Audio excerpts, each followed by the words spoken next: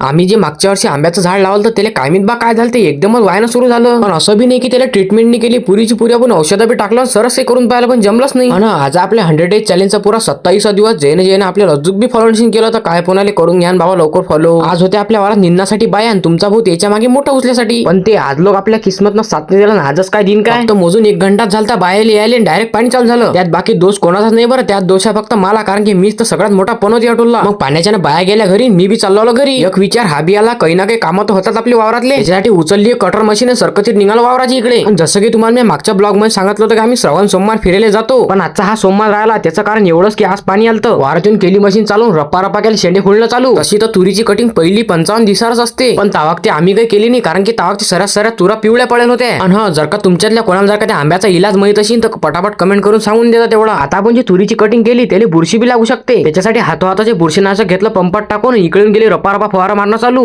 तर आजच्यासाठी एवढंच. भेटू मग पुढच्या ब्लॉग मध्ये. ब्लॉग आवडला असेल तर नक्की फॉलो करायला विसरू नका बरं.